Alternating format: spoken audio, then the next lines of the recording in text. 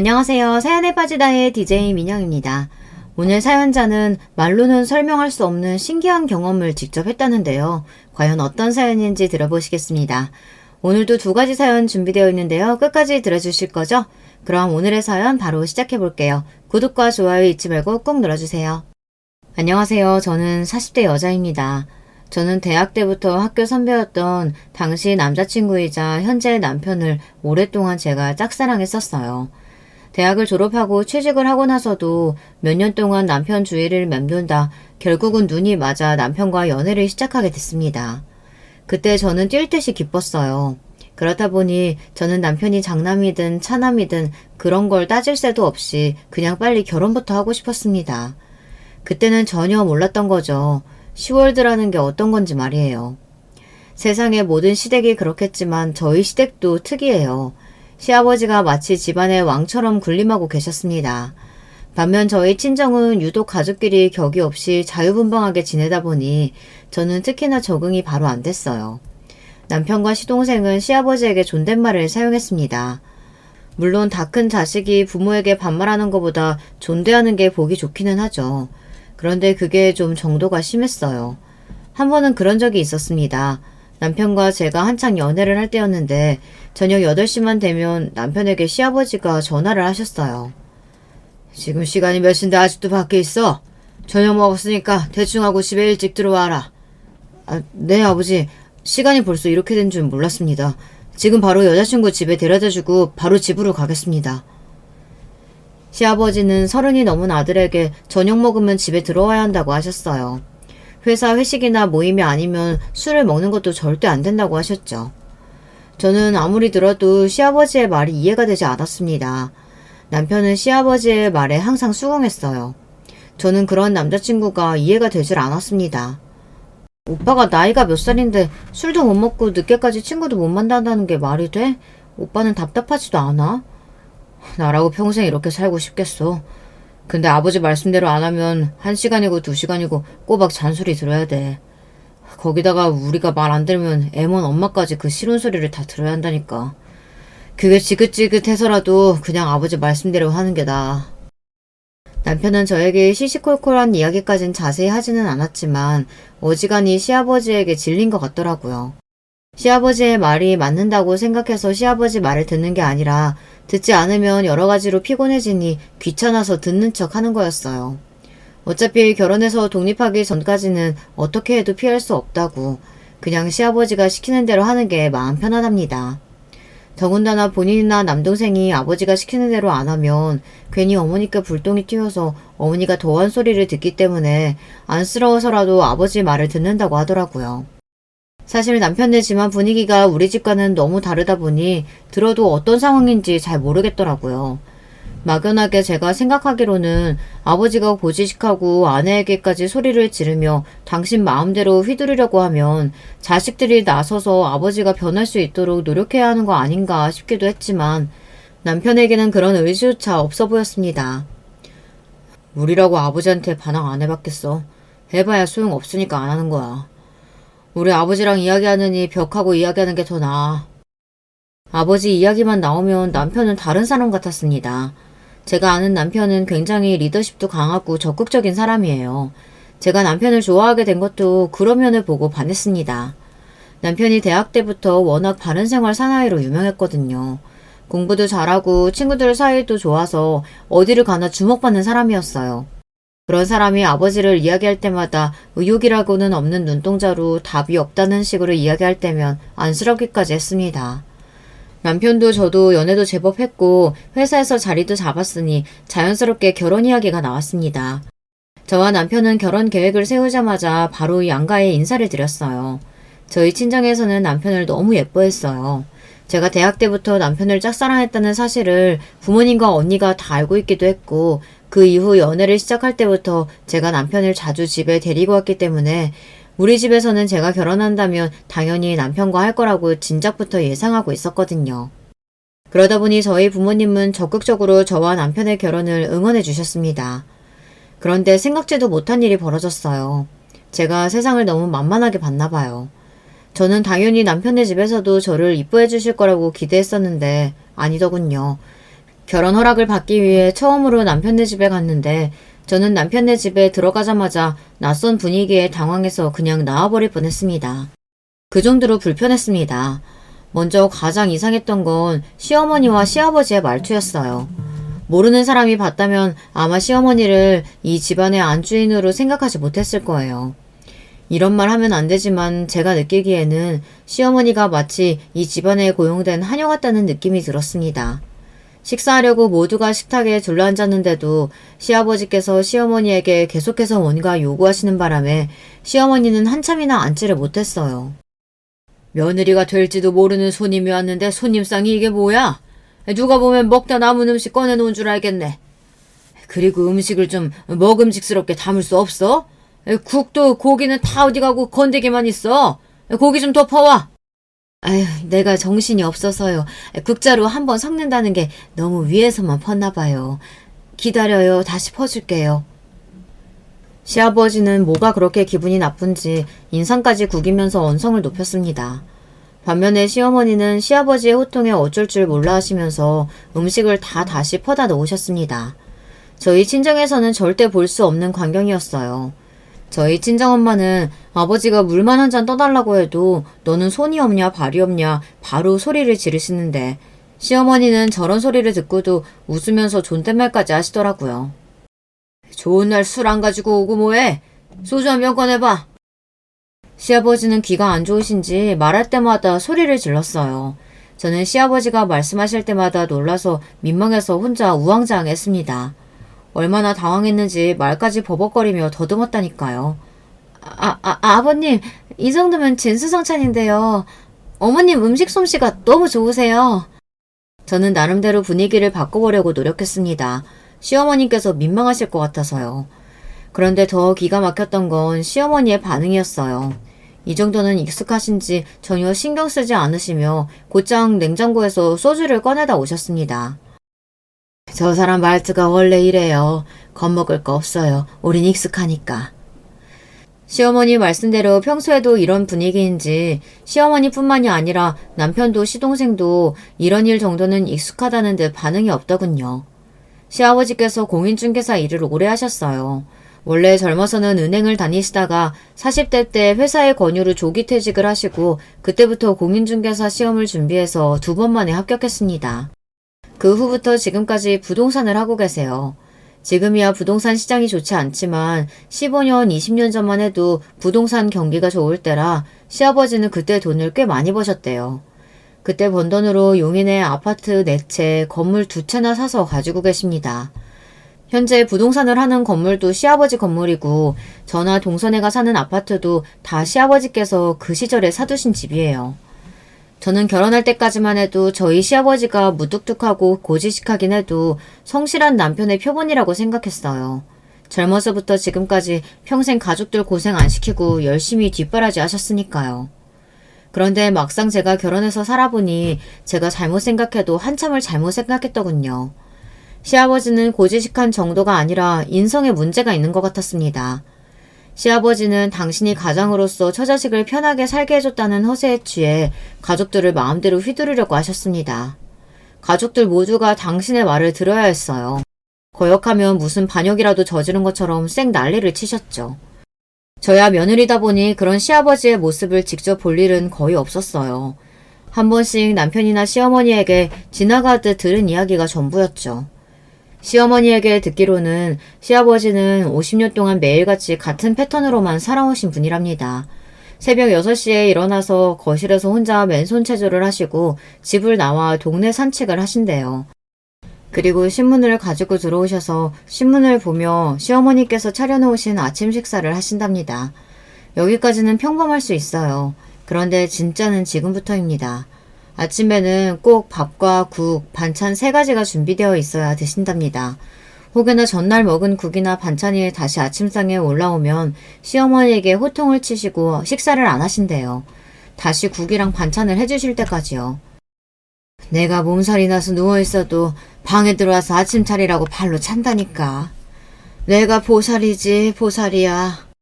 저는 제 귀로 듣고도 믿기지 않았어요. 세상에 아내가 어제 줬던 반찬이랑 국을 좀 줬다고 해서 그게 화까지 내고 다시 차리라고 할 일인가 싶어서요. 제가 결혼한 지 얼마 안 됐을 때부터 시어머니는 저를 만날 때마다 시아버지 험담을 했습니다. 시어머니는 시아버지 앞에서는 티를 내지 않으셨지만 저와 이야기할 때 보면 스트레스가 이만저만이 아니신 것 같았어요. 그때까지는 저도 시어머니의 말씀이 크게 와닿지 않았어요. 물론 시아버지의 잔소리나 호통이 선을 넘을 때가 있기는 했지만 남자가 게으르고 운동도 안 해서 배만 불뚝 나온 것보다는 시아버지처럼 자기 관리하는 게 더 좋지 않나 싶었거든요. 그런데 막상 제가 그 모습을 직접 목격하고 나니 피곤해도 너무 피곤하더군요. 시어머니께서 왜 그렇게 힘들다고 하셨는지 이해가 됐어요. 결혼하고 1년 좀 넘었을 때 일입니다. 우리 집 화장실 변기가 망가져서 화장실 공사를 급하게 해야 했어요. 화장실 공사가 5일 정도 걸린다고 해서 남편과 제가 우리 집에서 가까운 시댁에 머문 적이 있습니다. 그때 제가 시아버지를 보고 기가 막혀서 완전 질려버렸어요. 제가 직접 목격한 현실은 시어머니의 이야기보다 더 심했습니다. 시아버지는 본인이 새벽 6시에 일어난다는 걸 다른 가족들에게까지 강요했습니다. 죽어서도 자는 잠 뭐가 아쉽다고들 그렇게 오래 자? 너희도 이 김에 일찍 일어나서 나랑 운동도 좀 하고 책도 좀 읽고 해라. 그래야 자식한테도 본이 될 수 있는 거야. 시아버지는 새벽에 6시만 되면 방마다 돌아다니시면서 기상을 외치고 다니셨습니다. 그뿐만이 아니에요. 안 일어나면 방에 불까지 켜고 일어날 때까지 문 앞에 계셨어요. 당신 아들들에게 그러는 건 저도 그러려니 했어요. 하지만 저는 며느리잖아요. 며느리가 자는 방에 문까지 벌컥벌컥 열고 들어와서 일어나라고 불까지 켜는데 정말 육성으로 짜증을 낼 뻔했습니다. 어차피 7시면 일어나서 출근해야 하는 사람들한테 굳이 6시에 일어나서 같이 산책하고 안치까지 먹자고 하시니 저는 기가 찰 노릇이었습니다. 자기야, 아버님 왜 저러시는 거야? 당신이 나가서 말려봐. 저는 시댁에서 지낸 첫날부터 짜증이 나서 남편에게 화를 냈습니다. 제발 시아버지 좀 말려보라고 했어요. 말해봐야 우리 아버지 소용없다니까. 어차피 딱 5일인데 괜히 시끄럽게 하지 말고 그냥 5일만 좀 참자 여보. 남편은 어차피 이야기를 해봤자 시아버지께서 더 잘하고 하실 일 없으니 그냥 시키는 대로 하자고 했어요. 고작 5일이니까요. 그쯤 되니 슬슬 시댁이 어떤 분위기인지 저도 체감이 되더라고요. 시아버지는 그냥 독불장군이었어요. 말이 안 통하는 벽이나 다름없으니 주변 사람들이 다 져주는 거죠. 하지만 저도 우리 친정에서는 유명한 고집불통으로 불립니다. 제가 안 하겠다고 한번 우기기 시작하면 부모님도 언니도 저를 당해내지 못했어요. 저는 시아버지께서 불까지 켜고 문 앞에서 기다리시는데 일어나지 않았습니다. 돌아누워서 더 잤어요. 그러자 시아버지께서 안 되겠다 싶으셨는지 하시며 헛기침을 하시더군요. 저는 시아버지께서 그렇게까지 하시는데 무시하고 계속 누워있는 건 예의가 아닌 것 같아 슬쩍 침대에서 일어났습니다. 그러자 시아버지는 기다렸다는 듯 방으로 들어와 저를 부르셨어요. 해가 중천에 떴는데 아직도 자면 어떡해? 얼른 일어나서 같이 동네나 한 바퀴 돌고 오자. 너희 신랑은 벌써 씻고 나왔어. 며느리랑 같이 산책하고 싶어서 깨웠다고 좋게 말해도 나갈까 말까인데 시아버지는 미간까지 잔뜩 구긴 채로 후다닥 일어나라고 호청을 치셨습니다. 안 그래도 피곤한데 시아버지가 그렇게까지 이야기를 하시니 저는 더 일어나기가 싫더군요. 아버님, 저 조금 있으면 출근해야 하니까 그냥 조금 더 잘게요. 저는 원래 아침에 뭐 먹으면 소화가 안 돼서 일도 잘 안 되거든요. 그 순간 시아버지의 표정을 보여드릴 수만 있다면 보여드리고 싶습니다. 며느리인 제가 시아버지의 말씀대로 하지 않겠다고 한 게 아무래도 충격이었는지 입까지 벌리고 한참 동안 저를 노려보시더라고요. 그러더니 하시는 말이 꼰대 그 자체였습니다. 그네 너는 안 먹어도 네 남편 밥상은 차려줘야지. 산책 안 갈 거면 지금 당장 일어나서 네 시어머니 도와서 상이나 차려라. 시아버지는 당신 하실 이야기만 하고는 문을 쾅 닫고 나가버렸어요. 그러고는 곧장 남편을 데리고 산책 가시는 것 같더라고요. 시아버지도 제 행동에 기분이 상하셨겠지만 저도 시아버지의 행동에 기분이 상한 건 마찬가지였어요. 저는 입술을 삐죽거리며 주방으로 나왔습니다. 아유, 뭐하러 나와. 밥상은 내가 차릴 테니까 그냥 들어가서 더 자. 시어머니는 시아버지가 원래 저렇게 융통성이 없다면서 혀를 차시고 저에게 들어가서 더 자라고 하셨습니다. 저는 이미 잠이 다 깨버렸으니 그냥 아침상 차리는 걸 돕겠다고 했어요. 저는 그제야 시어머니의 마음이 조금은 이해가 되는 것 같았습니다. 저렇게 말이 안 통하는 남자랑 어떻게 30년을 넘게 사셨을까 싶더라고요. 더군다나 더 어이가 없는 건 시아버지께서 산책에서 돌아오신 뒤였습니다. 시아버지는 식사하는 내내 말도 안 되는 궤변을 하셨어요. 그네, 너 명심하렴. 남자는 자고로 아침을 먹고 나가야 하루 종일 일터에서 힘을 쓰는 거야. 아무리 네가 나가서 돈 좀 번다고 해도 집안의 가장은 자고로 남자다. 여자가 집안의 가장을 대접해줘야 집안이 바로 서는 거야. 저는 시아버지를 보고 있으면 80년대 아침 드라마를 보는 것 같아요. 그 정도로 시대착오적인 말씀을 하셨습니다. 아버님 생각은 그러시구나. 근데 저희 친정은 그렇지가 않아서요. 친정엔 아버지만 빼고 다 여자라 그런지 집안에 남자가 자꾸 큰소리 내면 여자가 나가서 기죽는다고, 자고로 남자는 여자한테 큰소리 치는 거 아니라고 배웠거든요. 제가 명색이 맏며느리이긴 하지만 저는 시아버지 시대 때 며느리가 아니에요. 저희 친정은 워낙 자유분방한 분위기 속에서 저도 귀하다면 무지 귀하게 자랐습니다. 결혼 전에는 주방에 들어가 본 적도 없어요. 그런 저에게 자꾸만 말도 안 되는 80년대 가부장적인 사고방식을 주입하려고 하시니 받아들이기 힘들었습니다. 제가 시아버지에게 꼬치꼬치 말대꾸를 할 때마다 시아버지의 표정이 일그러졌어요. 반면 시어머니는 저에게 잘했다고 엄지손가락을 축혀 세우셨습니다. 잘했어, 잘했어. 저 인간이 딸 없어서 그런지 여자 귀한 줄을 몰라. 그래도 저 논팽이가 며느리는 무서운지 큰애 너한테는 아주 꼼짝도 못하는구나. 시어머니 말씀대로 결혼 초반에는 시아버지도 저에게까지 심하게 하지는 못하셨어요. 아무래도 당신 자식이 아니니 시아버지도 저에 대해 파악하는 시간이 필요하셨던 것 같아요. 그런데 사람이 어디 변하나요? 시아버지는 제가 당신이 원하는 맏며느리상과 점점 달라지니 언제부턴가는 저에게까지도 마음대로 휘두르려고 했습니다. 한 번은 그런 적이 있었습니다. 제가 첫째 아이를 늦게 임신했어요. 남편이 너무 좋아서 결혼이야 급하게 하긴 했지만 제 인생에 아이는 한 번도 생각해 본 적이 없어서 결혼하고는 2년 넘게 아이 계획이 없었습니다. 남편도 특별히 저에게 이야기하지 않았고요. 그런데 시아버지는 달랐습니다. 만날 때마다 소식 없냐고 닥달을 하셨어요. 그럴 때마다 남편은 애써 좋게 임신 계획하고 있다고 둘러댔지만 저는 솔직하게 이야기하고 싶었습니다.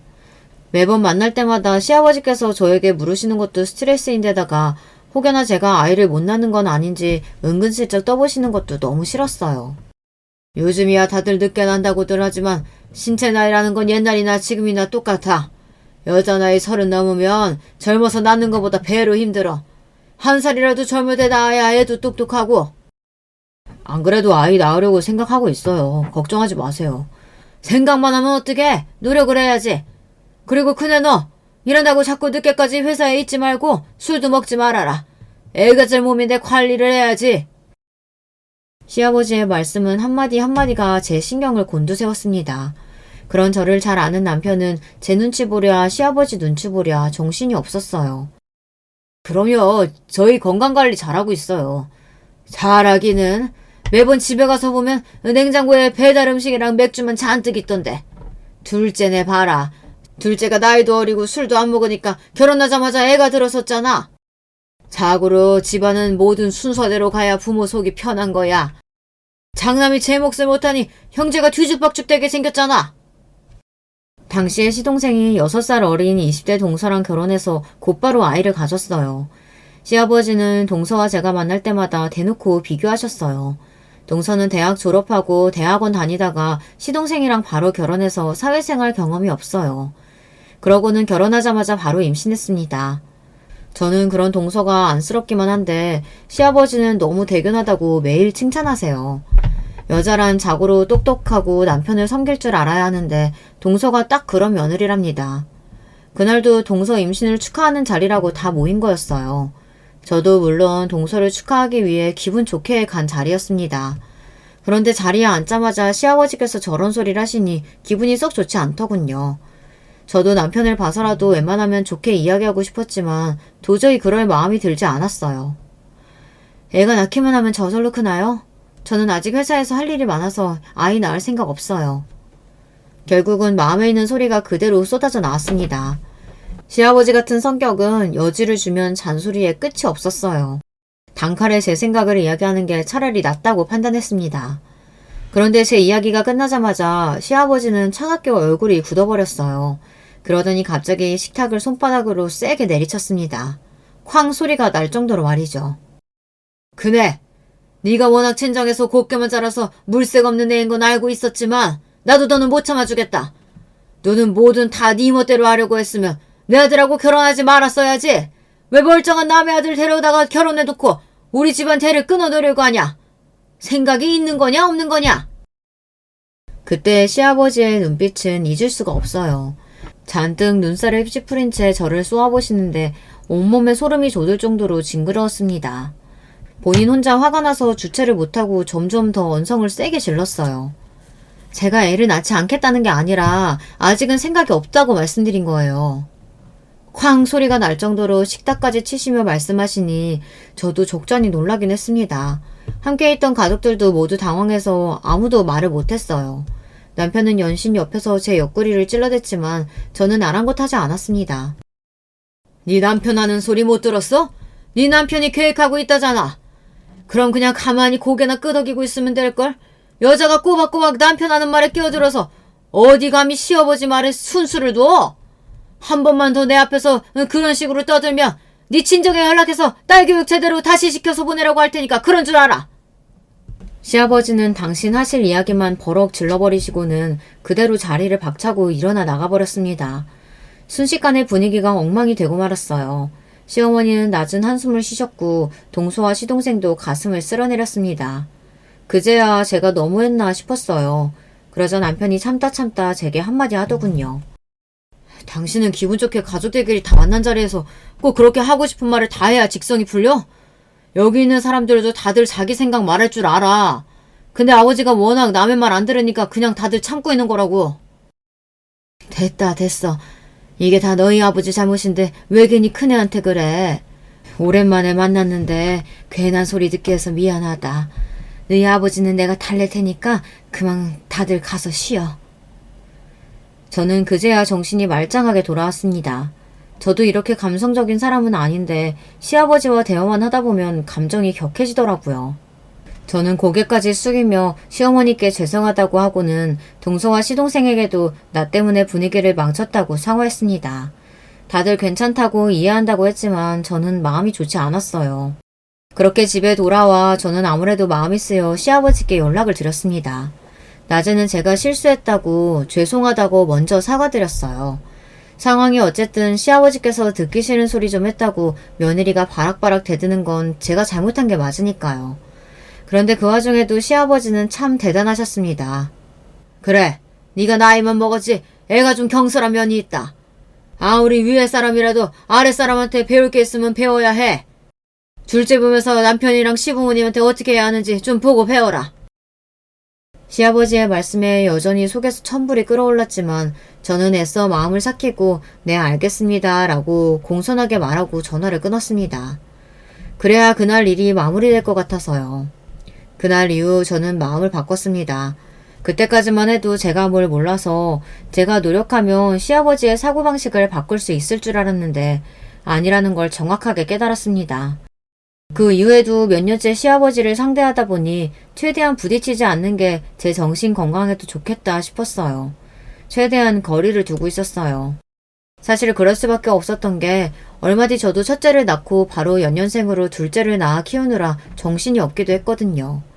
시아버지도 참 대단한 게 자식이 없을 때는 빨리 낳으라고 사람을 들들 볶더니만 아이들을 낳고 나니 애 키우는 거 가지고 굉장히 간섭을 많이 하셨어요. 첫째가 딸이고 둘째가 아들이에요. 첫째가 딸이었을 때도 시아버지는 말도 안 되는 소리를 하셨습니다. 첫째 낳고 바로 둘째 낳으면 성별 똑같으니까 딱 3년 정도 터울 두고 둘째 낳아라. 그래야 둘째는 아들이야. 말 같지도 않은 소리를 하시는데 저는 더는 시아버지와 실랑이 하고 싶지 않아 그냥 알겠다고 했습니다. 그러든지 말든지 저는 저 알아서 할 거니까요. 그러던 중 둘째가 계획 없이 갑자기 생기게 됐어요. 저나 남편 둘 다 첫째 키우느라 정신이 없었기 때문에 둘째는 생각도 안 하고 있었는데 첫째 돌 지나자마자 둘째가 생겨서 저희도 둘 다 당황스러웠어요. 그 와중에 시아버지는 또 말도 안 되는 소리를 했습니다. 내가 그렇게 둘째 터울 두고 나와야 성별 바뀐다고 말을 했는데 너희는 어떻게 또 그렇게 바로 애를 가졌어? 암튼 말을 안 들어요. 어휴, 둘째도 또 딸 낳게 생겼네. 시아버지 눈엔 제가 아들 낳아주는 기계로 보이나 봅니다. 그렇지 않고서야 어떻게 임신한 며느리 앞에서 저런 말도 안 되는 소리를 하는지 모르겠어요. 에이, 딸이면 어때요? 또 딸이면 서로서로 옷도 물려입고 너무 예쁘지. 우리도 큰애랑 둘째랑 3살 더 어린데 둘 다 아들이잖아. 그런 말 다 미신이라 소용없어요. 천사 같은 우리 시어머니는 혹여나 제 기분이 상할까봐 제 손을 지그시 잡아주시면서 너무 잘했다고 축하해 주셨어요. 와중에 시아버지는 연신 아들 타령만 하셨지만요. 우리야 둘 다 아들인데 무슨 상관이야? 에휴, 다른 집 며느리들은 아들만 잘 만났던데 우리 집은 아들 손주 보기가 왜 이렇게 하늘의 별 따기야? 둘째 동서도 딸만 하나예요. 동선의 첫째도 벌써 4살이 넘었는데 애 키우는 게 너무 힘들어서 둘째는 못 낳겠다고 하는데 시아버지는 아직도 둘째 이야기를 하십니다. 시아버지께서 항상 이야기하는 무당이 하나 있어요. 시아버지께서 아주 오래전부터 중요한 일이 있을 때마다 찾아가는 무당인데 그 무당 말이 동서가 둘째를 낳으면 무조건 아들이라면서 꼭 낳아야 한다고 했대요. 그런 와중에 저도 딸을 낳고 곧바로 둘째를 임신했으니 시아버지는 더 아들에 집착했습니다. 제가 결혼할 때도 남편과 같이 그 용하다는 무당집에 가서 사주랑 궁합을 보고 오라고 했었어요. 동서는 마찬가지고요. 그런데 그때도 그 무당이 동서가 사주가 좋고 남자를 일어나게 할 사주라고 좋다고 했고 저는 워낙 기가 세서 웬만한 남자는 감당을 못하는 여자라고 했답니다. 그래서 신혼집도 시댁 근처에 얻어서 시부모님을 자주 보고 살아야 제가 길을 못 편다고 했대요. 그래서 시댁에서 걸어서 10분 거리에 신혼집을 얻었어요. 그때는 그냥 어른들이 흔히 하는 미신 이야기라고 생각하고 저도 남편도 별로 신경 쓰지 않았습니다. 그런데 이번엔 달랐어요. 손주 문제에 있어서는 시아버지께서 너무 진지하게 그 무당말만 고지고대로 믿으셨습니다. 꽃선녀가 무조건 3살 터울로 낳아야 한다고 했다니까. 그전에는 아들 구경도 못한다고 했어. 아이들 성별이 뭐가 중요해요. 건강하게 잘 키우면 되지. 그거야 아들 없는 사람들이나 하는 소리지. 아들 있는 사람한테 가서 물어봐봐라. 그래도 아들은 무조건 하나는 있어야 한다 그러지. 시아버지는 결국 또 그 무당을 찾아가서 제 뱃속에 애가 아들인지 딸인지 물어봤나 봐요. 그런데 그 무당말이 제 뱃속에 이미 딸이 자리를 잡았지만 자기가 시키는 대로 하면 뱃속의 아이를 아들로 바꿀 수가 있답니다. 이 부적 네 바지 주머니에 꼭 넣고 다니고 밥 먹을 때마다 후추를 밥에다 넣어서 섞어 먹어. 알았지? 시아버지께서 그 무당이 했다는 소리를 제게 하시는데 기분이 상해서 한참을 말을 이을 수가 없었습니다. 마음 같아서는 그 자리에서 부적을 갈기갈기 찢어버리고 싶었지만 태교를 위해 참았습니다. 그러고는 대충 알겠다고 했어요. 그러던 와중에 저희 둘째가 아들이었습니다. 둘째가 아들이라는 소리에 시아버지 입이 귀에 걸려 좋아하시는데 그게 또 꼴 보기 싫더라고요. 거봐, 우리 꽃선녀 말이 틀린 적이 없다니까. 시아버지는 우리 둘째가 아들인 게 정말 그 무당이 써준 부적 덕분인 줄 아셨어요. 저는 어차피 말해봐야 소용없으니 그냥 그렇게 생각하시도록 그냥 뒀습니다. 밥에 후추 잘 넣어서 먹었냐고 저에게 물으실 때마다 그랬다고 거짓말을 했기 때문에 저는 그 일에 대해 언급하고 싶지 않았어요. 하지만 그 이후에도 시아버지의 간섭은 끝이 없었습니다. 둘째가 태어날 때까지 뭘 조심해야 한다, 뭘 하지 말아야 한다 매일같이 전화를 하셨어요. 그래서 제가 점점 더 시댁에 발을 끊게 된 겁니다. 괜찮게 하는 건 그렇다 치고 첫째, 둘째를 시댁에 데리고 갈 때마다 대놓고 둘을 비교하고 편애하시니 첫째가 안쓰러워서 점점 더 안 가게 되더라고요. 남편도 마찬가지였어요. 애가 생기기 전에는 남편도 웬만하면 시아버지에게 다 맞춰드리고 져드렸지만 애들이 점점 커가니 남편도 부모보다 자기 자식이 더 중요하게 되더라고요. 특히나 남편은 딸바보예요. 딸이 해달라고 하면 하늘의 별도 떠다줄 사람인데 그런 귀한 딸에게 시아버지가 자꾸만 이상한 소리를 하시니 남편도 자연스레 시댁에 자주 가지 않았습니다. 시아버지는 툭하면 어린 딸에게 무조건 누나가 양보해야 하는 거라던 둥, 첫 딸은 살림 미천이라는 둥 그런 식의 이상한 소리를 하셨어요. 저도 남편도 제 딸에게 그런 소리 듣게 하고 싶지 않으니 시댁에 가기만 하면 시아버지와 티격태격하게 됐습니다. 그러다 보니 자연스레 거리가 생겼어요. 그러던 중 시댁에 생각지도 못한 일이 벌어졌습니다. 시아버지께서 칠순 생일을 앞두고 있어서 저희 부부와 시동생 부부는 시아버지께 여쭤봤어요. 칠순 때 어떻게 하고 싶으신지요? 저희는 당연히 가족끼리 여행을 가거나 가족끼리 모여 잔치를 하실 줄 알았는데 의외의 대답을 하셨습니다. 내가 평생 처자식 뒷바라지만 하고 살았는데 70번째 생일까지 가족들하고 있을 필요가 뭐 있어? 나 혼자 여행 좀 다녀오고 싶으니까 너희가 용돈 좀 챙겨줘라. 생각지도 못한 의외의 대답이라 가족들 모두가 놀랐어요. 생각해보면 그럴만도 한 게 시아버지는 제대로 쉰 적이 없이 평생 가장으로 역할만 하셨으니 그런 생각을 하실 수도 있겠다 싶더라고요. 그런 소리를 듣고 나니 시아버지가 좀 인간적으로 느껴졌습니다.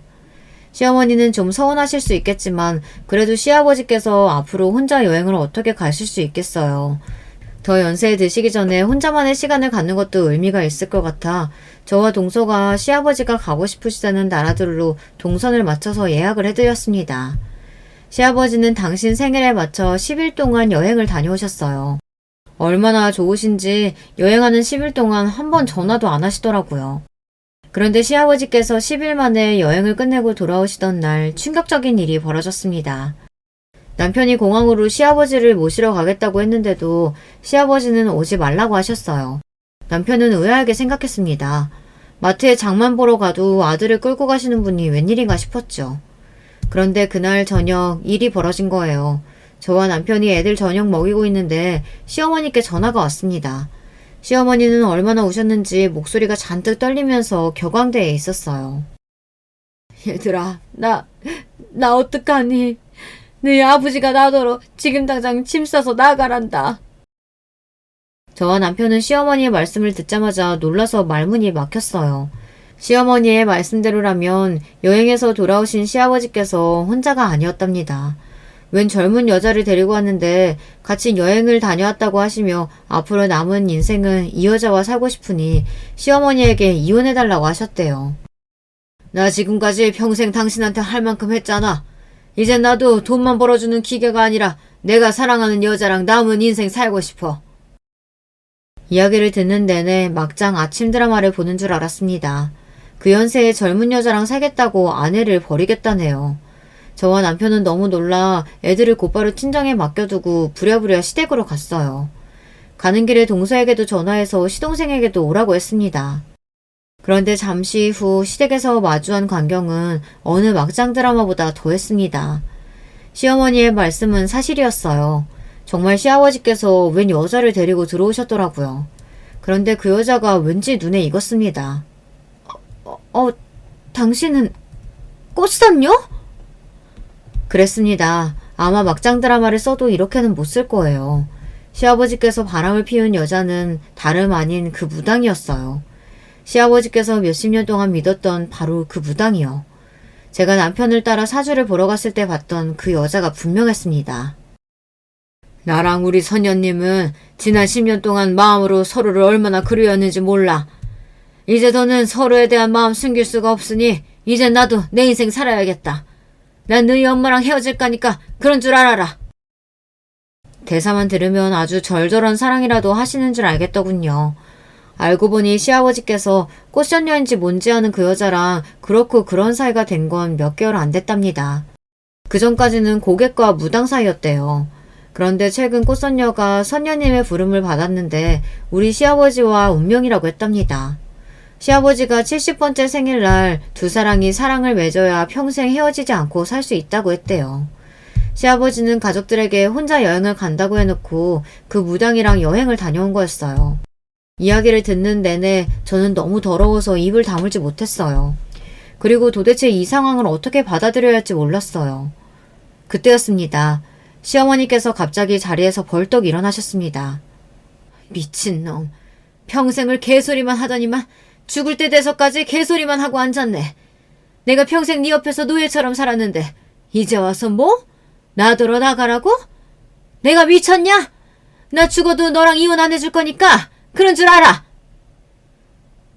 시어머니는 절대 시아버지랑 이혼해주지 않을 거라고 선전포고를 하시고는 우리에게도 걱정하지 말고 돌아가라고 하셨습니다. 난 이 집에서 절대 안 나가. 나가고 싶으면 당신이 전현이랑 나가서 둘이 살아. 살림을 차리든 말든 난 상관없는데 이혼은 절대 안 돼. 조금 전 시어머니께서 몸이 덜덜 떨린 정도로 우시길래 걱정했었는데 그래도 시어머니는 기력을 차리셨는지 절대 물러서지 않겠다는 의지를 보이셨어요.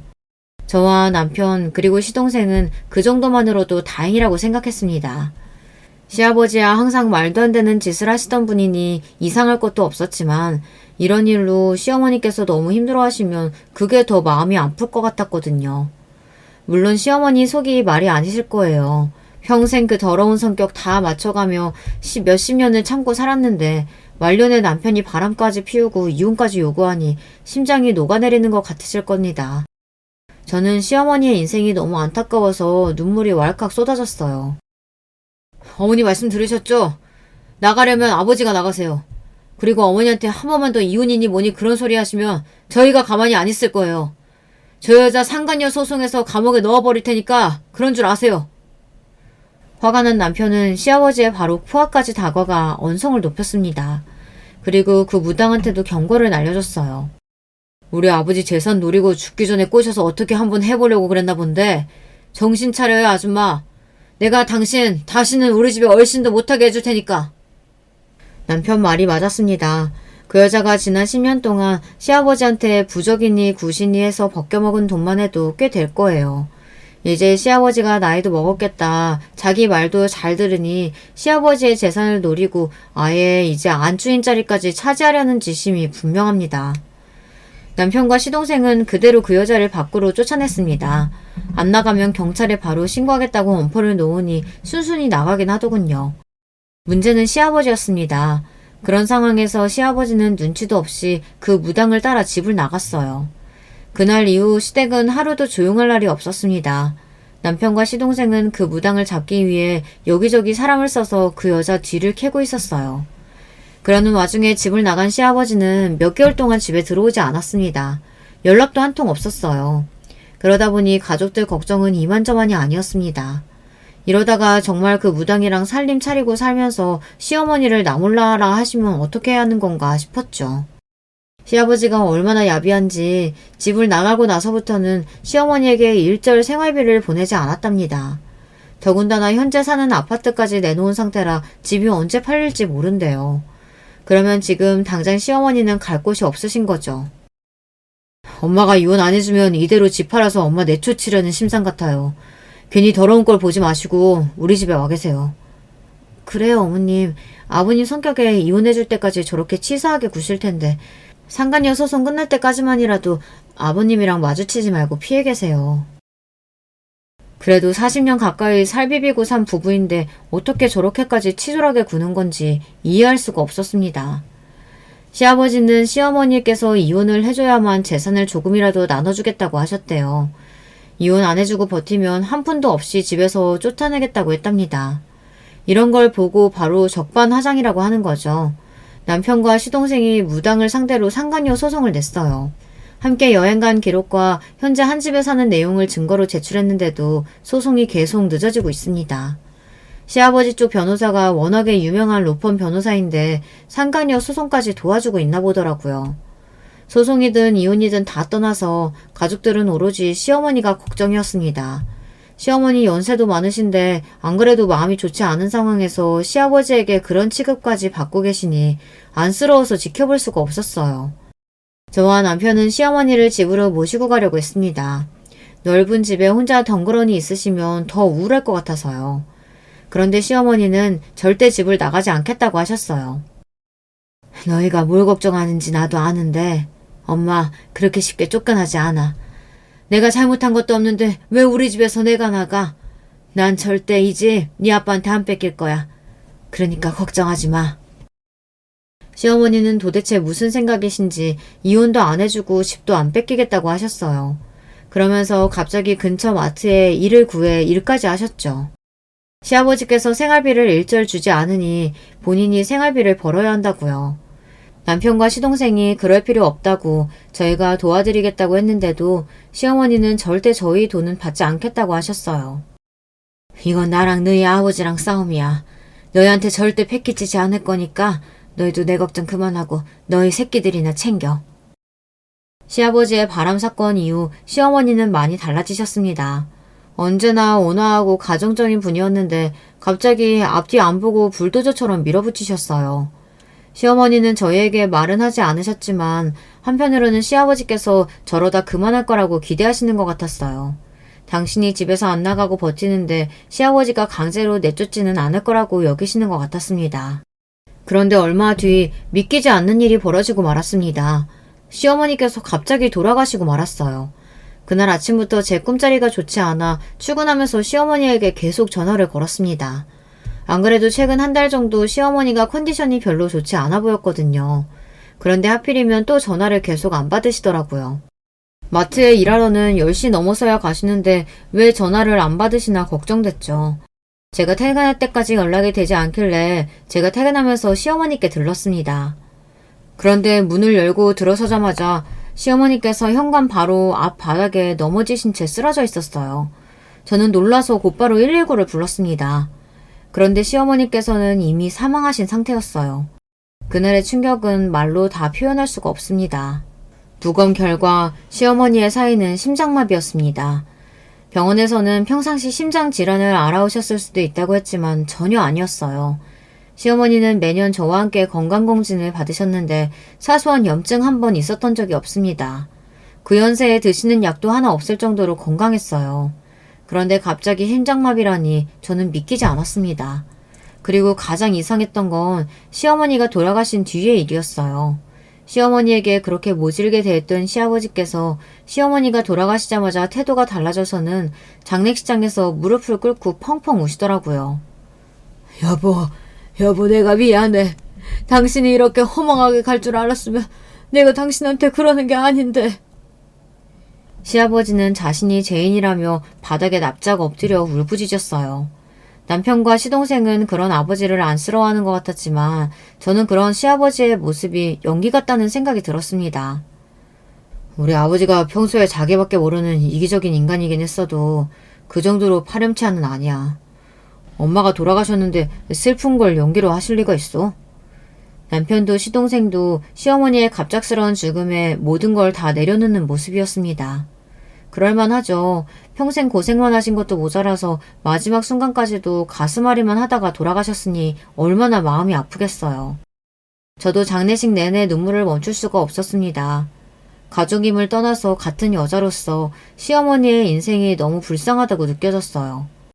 남편만 믿고 40년 동안 많은 걸 참고 버티며 사셨는데 마지막 가시는 길까지 너무 힘드셨으니까요. 장례식 내내 저는 울기만 하느라 잠도 한숨 자지 못했어요. 그러던 중 발인 바로 전날 잠깐 시어머니 영정사진 앞에서 쭈그려 앉아 잠이 들었는데요. 믿기지 않는 꿈을 꾸고 말았습니다. 꿈속에 시어머니가 나왔어요. 꿈속 시어머니의 모습이 너무도 서글퍼 보였습니다. 다 찢어진 옷을 입고 저에게 다가와 눈물을 뚝뚝 흘리시더라고요. 그네야, 내 죽음에는 비밀이 있다. 제발 네가 날 좀 도와줘. 시어머니의 목소리에 순간 눈이 번쩍 떠졌습니다. 그리고 눈을 떴을 때도 시어머니의 목소리가 귓가에 생생했습니다. 이건 그냥 꿈이 아니었어요. 시어머니께서 저에게 도움을 청하신 겁니다. 저는 발인을 마치고 장지까지 다녀오는 길에 아무래도 이대로는 찝찝해서 그냥 집에 돌아갈 수가 없었어요. 저는 남편에게 이야기해서 바로 시어머니 댁으로 갔습니다. 그리고 집안을 쭉 둘러봤어요. 그런데 이상한 걸 발견했습니다.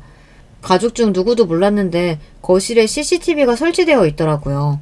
저와 남편은 곧바로 CCTV를 확인했습니다. 그런데 지난 CCTV에서 충격적인 장면을 목격하고 말았어요.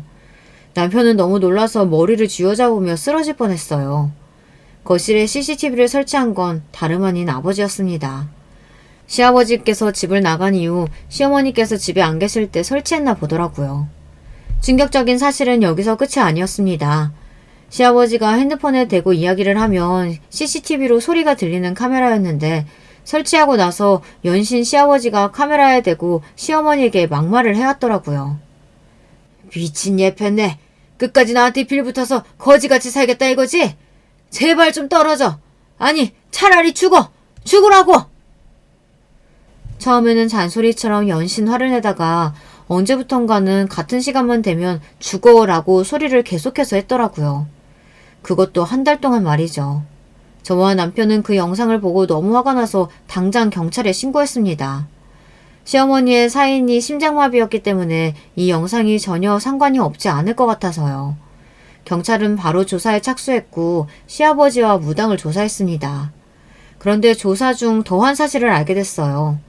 시어머니께서 돌아가신 사건 당일 새벽 시아버지는 또 CCTV로 시어머니에게 곧 신이 시어머니를 심판하러 갈 거라고 이야기해놓고 무당이 소복을 입고 시어머니 집 현관까지 찾아갔더라고요.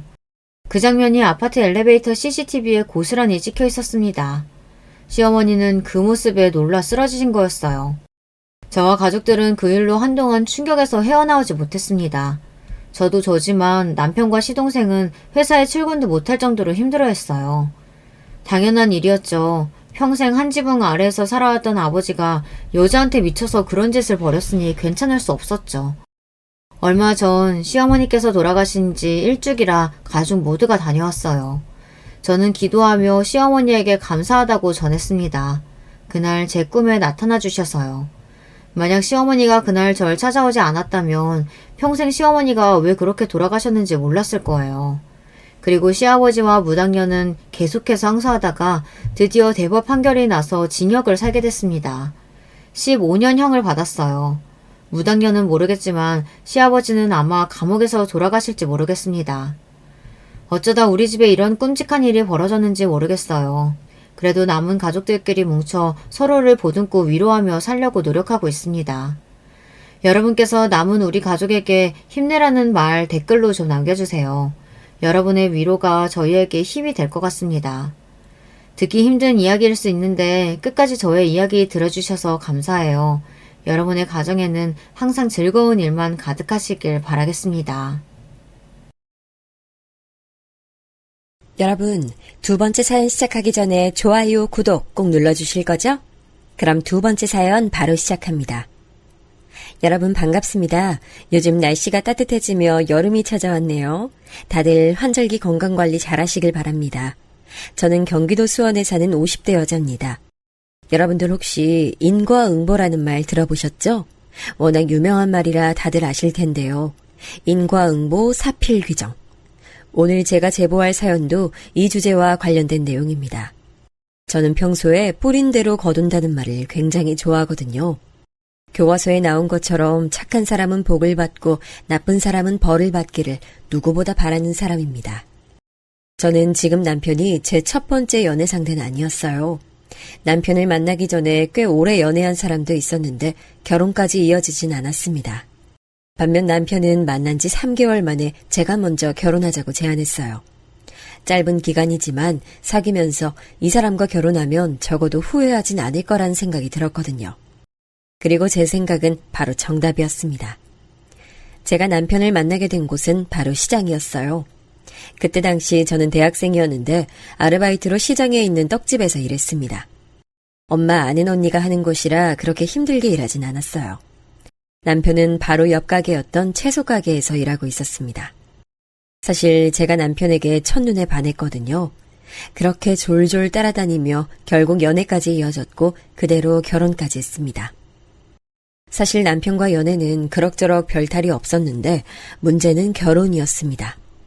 저희 집에서 반대가 아주 심했거든요. 일단 남편은 아버지가 일찍 사고로 돌아가셨어요. 그래서 본인이 고등학교도 자퇴하고 시장에서 일을 시작하게 된 것이었습니다. 다 같은 동네에서 사니까 그 사정은 이미 어른들 사이에서 더 유명했어요. 민석이가 저 어린 나이에 고생하는 거 보면 짠해. 그렇게 공부 잘해서 똘똘했는데 학업 다 포기하고 동생들 돌본다고 저러고 있으니 원.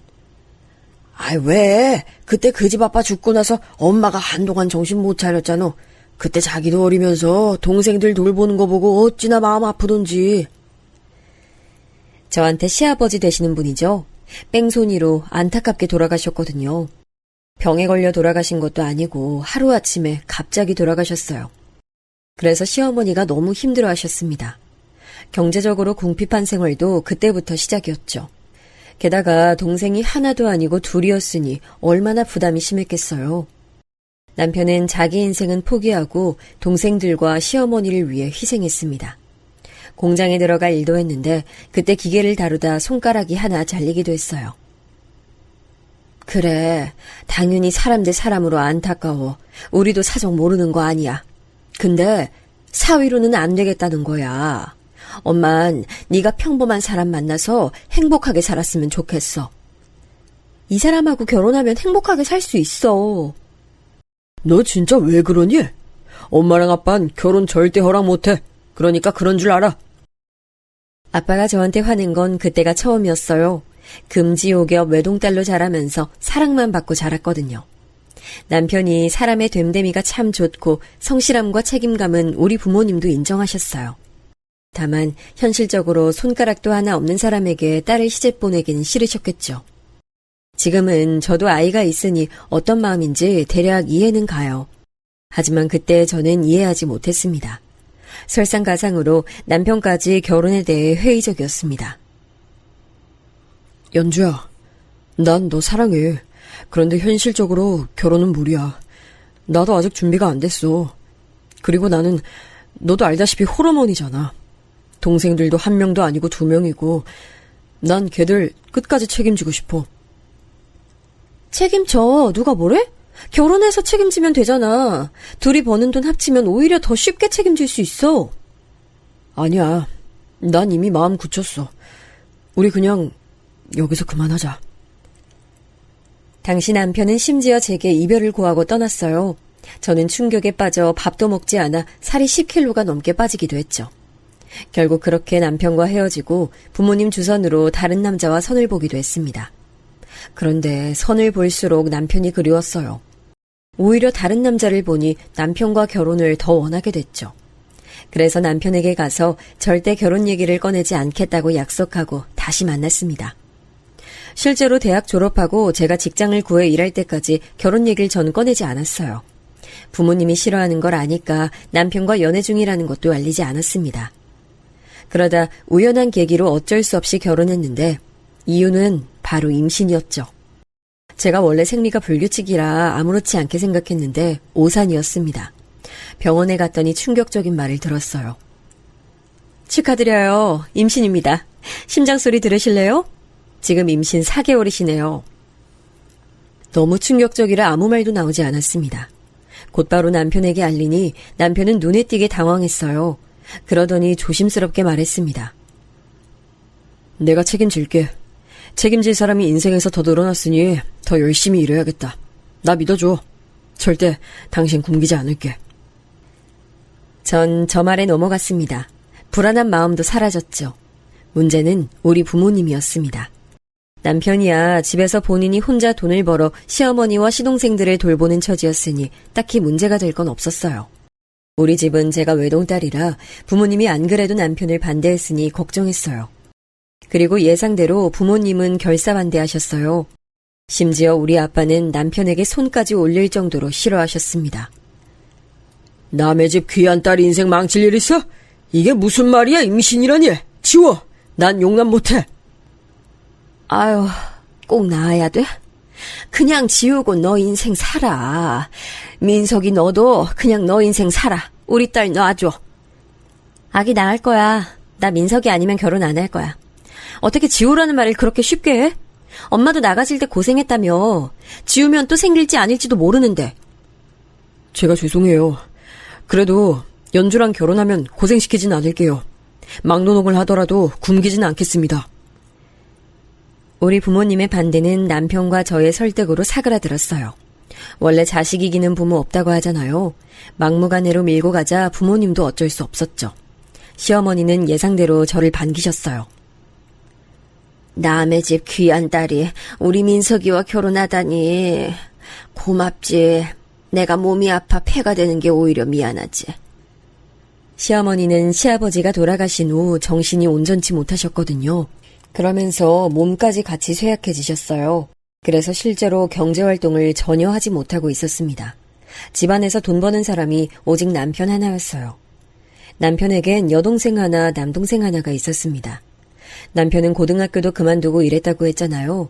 그러면서 동생들을 공부시키겠다는 욕망은 아주 강했어요.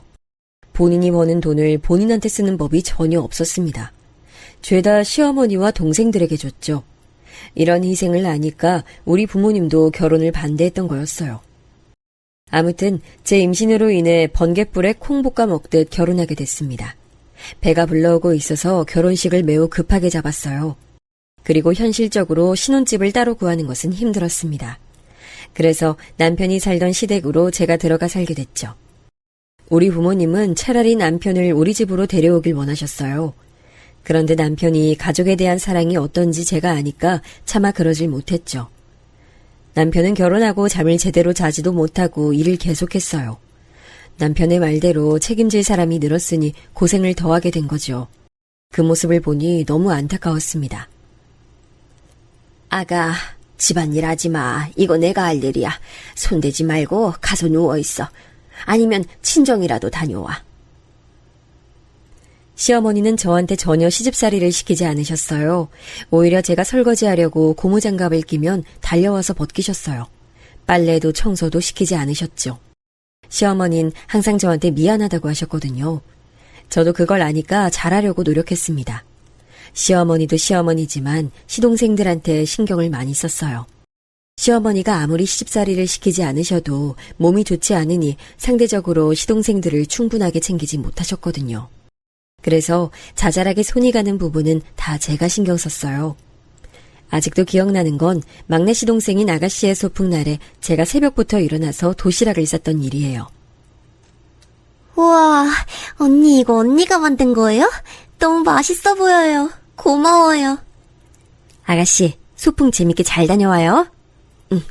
이거 용돈이니까 오빠 몰래 써요. 언니, 진짜 감사해요. 오빠가 언니랑 결혼해서 너무 행복해요. 실제로 저는 외동이라고 했잖아요. 그래서 사실 아가씨가 너무 좋았어요. 항상 언니나 여동생이 있는 친구들을 제가 많이 부러워했거든요. 결혼하고 여동생이 생긴 기분이라 얼마나 좋았는지 모릅니다. 친정엄마가 결혼하고 제가 넉넉하게 살지 못하는 게 항상 안타까워하셨거든요. 그래서 용돈을 아빠 몰래 주시곤 하셨는데 그 용돈을 저는 오히려 시동생들을 위해 썼어요. 근데 약간 여기서 서운한 점이 생겼죠. 아가씨는 제가 도시락을 싸주거나 혹은 용돈을 주면 저렇게 좋아했어요. 매번 감사하다고 하는 모습에 뿌듯하기도 해서 제가 일부러 더 잘해주기도 했습니다. 문제는 도련님이었어요. 제가 결혼했을 때 도련님은 고등학교 1학년이었습니다. 도련님은 가난한 본인의 집안 사정을 매우 싫어했어요. 그래서 소위 비행 청소년이었죠.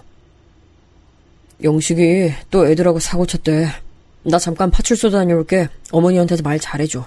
걱정하실라. 또? 이번 달에만 벌써 3번째야. 남편이 도련님을 데리러 동네 파출소를 단골 가게처럼 드나들었거든요. 옆에서 그 모습을 다 보고 있자니 한숨이 나왔어요. 시어머니는 그런 도련님이 안쓰럽다고 하셨죠. 남편도 저한테 내심 티를 내진 않았는데 속상해하는 게 눈에 보였습니다. 저는 솔직히 말하면 도련님을 이해하지 못했어요. 물론 가난한 집안 사정이 마음에 들지 않을 수도 있는데 우리 남편은 그 나이에 학교도 그만두고 가족을 위해 일했잖아요. 그렇게 일하다 미성년자 때 손가락까지 잘린 사고를 겪었는데 도련님은 오히려 엇나가니 제 상식으로는 이해하지 못하겠더라고요. 어릴 때 아버지 돌아가시고 한창 예민할 때라 상처 많이 받았겠지. 우리가 이해하자. 그건 당신도 똑같아. 당신은 그 나이에 오히려 학교 그만뒀잖아. 나중에 쟤도 철들면 우리한테 고마워하겠지. 설마 평생 모른 척 하겠어? 똑같은 아픔을 겪었는데 왜 한 명만 저러는지 모르겠더라고요. 어쨌든 그런 상황에서 저는 출산하게 됐습니다. 출산하고 산후조리는 친정에서 하고 2달 후에 다시 시댁으로 들어갔어요. 그런데 제가 아이를 데리고 시댁에 가자마자 너무 놀랐습니다. 몸이 안 좋은 시어머니와 중학생인 아가씨가 집안일을 다 하고 있더라고요. 반면 고등학생인 시동생은 가만히 누워서 아무것도 하고 있지 않았죠. 꼴 보기 싫다는 게 무슨 뜻인지 그때 알게 됐습니다. 그리고 나선 남편은 계속 공장과 시장에서 일을 구해서 했어요. 당연히 빠듯하게 일했고 그 과정에서 친정에서 금전적인 지원을 많이 해주셨습니다. 도련님은 고등학교 졸업을 앞두고 남편과 다툼을 하기도 했어요. 그냥 자퇴한다고. 형도 자퇴했으면서 왜 난 못하게 하는데. 난 그때 돈 벌 사람이 없었잖아. 그래서 어쩔 수 없는 선택을 한 거고, 넌 내가 학비도 다 대주고 용돈도 주는데 도대체 왜 그래? 나도 참을 만큼 참았어. 아니, 나도 자퇴하고 형처럼 돈 번다고. 그럼 우리가 더 잘 살 수 있는 건데 왜 그래? 씨? 너 말 다 했어? 내가 너희 잘 사는 거 보겠다고 이렇게 개고생하는데 어떻게 그래? 아유, 그만해라. 그만해. 아유. 남편도 꾹 참다가 마침내 폭발해서 같이 싸우더라고요. 졸업을 코앞에 두고 저러니 당연히 속이 상했죠. 시어머니는 울면서 말리시고 시누이도 귀를 틀어막고 울더라고요. 한숨이 얼마나 나왔는지 몰라요. 솔직히 도련님만 아니면 평화로웠거든요. 급기야 도련님은 남편의 반대에도 불구하고 자퇴를 기어코 했습니다. 심지어 가출까지 했죠. 남편은 모든 게 자기 탓이라고 혼자 소주를 얼마나 마셨나 몰라요. 힘들게 일해서 모은 돈을 가족에게 퍼부었는데 돌아오는 건 동생의 자퇴라니. 자퇴한 도련님은 그대로 집을 나가 연락두절이 됐습니다. 시어머니는 충격을 받아 안 그래도 몸이 안 좋은데 한동안 일어나질 못하셨어요. 옆에서 지켜보는데 제가 다 속상했습니다. 반면 아가씨는 아무런 문제가 없었어요. 오히려 얼마나 예뻤는지 모릅니다. 언니, 제가 이거 시장에서 언니랑 먹으려고 사왔어요. 그리고 지혜도 같이 먹고 싶은데 먹어도 돼요? 제가 용돈을 주면 아껴서 간식 사서 나눠 먹었죠. 제가 혼자 집에서 집안일을 하는데 육아까지 하느라 힘들었거든요. 아가씨는 학교에서 오면 우리 딸과 함께 놀아줬어요. 본인 공부하기도 바빴을 텐데 딸 데리고 놀이터도 갔다 왔죠. 그 모습을 보니 당연히 아가씨가 사랑스러웠어요. 도련님과 비교되는 건 당연했습니다. 도련님이 집을 나간 후에 한동안 집안 분위기가 침울했거든요. 그때 아가씨가 없었다면 우리 집 분위기는 더 안 좋았을 거라고 확신해요. 도련님 부재 속에서 아가씨는 어느덧 자라서 고등학생이 됐어요. 저도 딸을 키우며 아픈 시어머니를 돌봤죠. 없는 집에 시집 와서 고생만 하니까 내가 너무 미안하다. 어머니, 제가 미안하다는 말 금지라고 했죠? 저 괜찮아요. 저보다 남편이 고생이죠. 옆에서 보면 안쓰러워요. 사실 도련님이 없는 시댁은 평화로웠어요. 비록 가난해서 사과 하나를 우리가 나눠 먹어야 했지만 그래도 다들 서로를 위하는 마음은 컸거든요. 그런데 그런 행복도 잠시였습니다. 어느 날 제가 시장에서 장을 보고 아가씨와 함께 웃으며 집에 왔는데 신발장에 못 보던 신발이 있었어요. 딱 봐도 남자 신발이었죠. 직감적으로 이건 도련님이다 싶었어요. 혹시나 하는 마음으로 거실로 갔더니 역시나 도련님이 있었어요. 형수님, 민지야, 오랜만이죠? 좋았어요. 도련님, 아니 그동안 어떻게 지냈어요? 지금 이게 몇 년 만이에요. 남편 곧 올 테니까 조금만 기다려요. 도련님은 정말 갑자기 방문했어요. 그동안 죽은 줄 알 정도로 고요했거든요. 그런데 약 3년 만에 본 도련님은 외형이 많이 바뀌어 있었습니다. 온몸이 문신으로 도배돼 있었어요. 인상도 험악하게 바뀌어 있었죠. 속으로 혹시 깡패가 된 건가 생각하며 남편이 오길 기다렸습니다. 남편도 도련님을 보자 심하게 당황했어요. 그리고 다 같이 거실에서 도련님 얘기를 듣는데 기가 막혔습니다. 제가 인생을 살면서 황당했던 날이 며칠 되는데 공교롭게도 이날이 손에 꼽아요. 갑자기 찾아와서 이런 말해서 미안해요. 형, 나 딱 3천만 빌려줘. 뭐라고요? 지금 그게 무슨 말이에요? 아니, 3년 만에 와서 3천만 원을 달라고요? 내가 어쩌다 조직 생활을 하게 됐어요. 그런데 거기서 나오려면 돈을 내야 곱게 보내준대요. 갑자기 찾아와서 하는 말이 그거야? 3천은 애초에 있지도 않고 있어도 너 같은 놈한테 못 줘. 가족이잖아. 그럼 나 맞아 죽으라고? 조직에서 나와서 새 인생 살겠다잖아. 도련님, 이건 적반하장이죠. 이러는 게 어딨어요. 너무한 거 아니에요? 내가 지금 형수님한테 돈 달라고 했어요? 가만히 있어요. 야, 당장 나가. 너 같은 놈 가족도 아니야. 급기야 큰 소리가 나왔고 시어머니와 시누이는 깜짝 놀라 울기 시작했어요. 우리 딸도 큰 소리에 놀라 울음을 터뜨렸죠.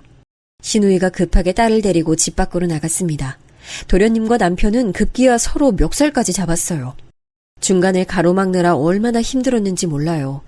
도련님은 3년 전에 가출할 때는 뒤도 돌아보지 않고 나가더니 이번엔 집에 눌러앉더라고요. 남편이 아무리 나가라고 해도 듣지도 않았습니다. 그리고 충격적인 일이 또 발생했어요. 야, 문 열어. 너 여기 있는 거 다 알아. 말없이 나가고 싶을 때 나갈 수 있는 곳인 줄 알았어? 왜? 도련님이 조직 생활했다는 건 진실이었습니다. 깡패들이 우리 집을 하루가 멀게 찾아왔어요. 너무 무서워 집 밖을 나갈 수도 없었습니다. 저도 저지만 저는 시어머니, 아가씨와 우리 딸이 걱정돼서 잠도 제대로 못 잤죠. 새벽에 밖에 깡패들이 없을 때 겨우 시어머니, 아가씨와 딸을 데리고 친정으로 도망까지 갔죠. 그러자 깡패들은 아가씨의 학교 앞까지 찾아왔다고 하더라고요. 나 진짜 창피하고 무서워서 학교 못 가겠어요. 작은 오빠는 왜 집 들어와서 저래요? 그냥 인연 끊고 싶어. 친정으로 간신히 대피해서 깡패들을 피했지만 그건 임시방편이었어요. 그 광경을 다 지켜본 친정엄마가 절 조용히 불렀습니다. 여기 돈 있어. 이거 주고 차라리 인연을 끊자 그래. 그리고 이사가. 엄마, 미안해. 너무 미안해. 네 아빠도 지금 너무 속상해하고 있어. 돈 주고 이사가서 이 동네를 떠나자. 안 되겠어. 나도 너네랑 인연 끊었다고 할게. 그렇게 친정 부모님의 도움으로 도련님과 인연을 끊으려고 했죠. 남편은 이때 친정 부모님께 무릎까지 꿇고 죄송하다고 울며 빌었어요. 남편 잘못도 아닌데 너무 속상하고 도련님이 미웠습니다. 그리고 바로 시댁으로 가서 도련님께 돈을 건넸어요. 도련님이 해결하고 오겠다고 집을 나간 사이 우리는 도망치듯 이사까지 가게 됐죠. 부동산의 사정을 설명하고 진짜 집을 버리고 도망갔다는 표현이 맞아요. 아가씨는 잘 다니던 학교까지 바꿔야 했어요. 그렇게 지역을 옮기고 도련님과 연락을 끊고 2년이 지났습니다. 어느새 아가씨는 성인이 됐어요. 참 뿌듯한 마음이었죠. 혹시 몰라 친정 부모님께 갈 때도 얼마나 몸을 사렸는지 몰라요. 다행히 도련님은 부모님이 어디 사는진 몰라서 집 주소를 들킬 일은 없었습니다. 2년이 지나니 우리도 어느새 웃으면서 도련님 얘기를 꺼냈어요. 작은 오빠는 깡패 그만뒀을까요? 다시 얼굴 보고 싶진 않은데 궁금하긴 하네. 나야 당연히 보고 싶지 않은데 아가씨는 그래도 오빠잖아요. 만약에 우리 찾아오면 볼 거예요? 모르겠어요. 지금 마음 같아선 보기 싫어요. 그때 당했던 게 워낙 크잖아요.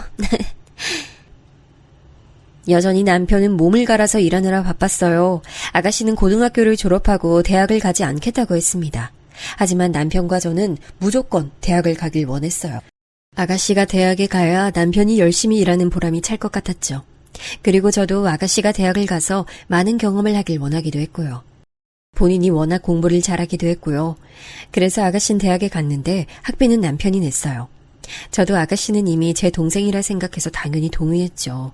남편이 벌어오는 돈으로 시어머니 병원비, 아가씨 학비, 우리 집 생활비까지 해결해야 하니 정말 힘들었어요.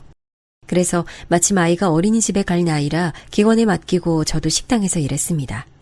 조금이지만 그런 식으로 돈을 버니까 숨통은 트이더라고요. 아가씨도 자기 본인의 용돈은 알아서 벌겠다고 아르바이트 했고요. 이렇게 힘들어도 서로 의지하며 지내고 있었는데 도련님이 또 우리를 찾아왔습니다. 어떻게 알고 왔는지 우리를 찾아온 도련님은 혼자가 아니었어요. 옆에 처음 보는 여자를 데리고 왔습니다. 제가 놀랐던 이유는 그뿐만이 아니었어요. 그 여자의 배는 누가 봐도 막달 임산부였죠.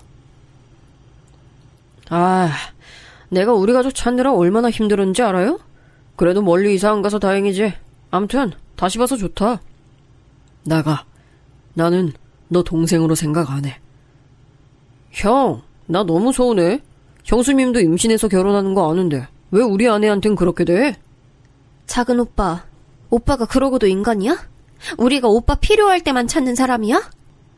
민지, 넌 가만히 있어. 어른들 말하는데 네가 왜 끼어들어? 나도 이제 성인이야. 그리고 오빠 때문에 우리가 얼마나 힘들었는데 어떻게 이래? 알고 봤더니 도련님은 부동산을 통해 우릴 찾아왔더라고요.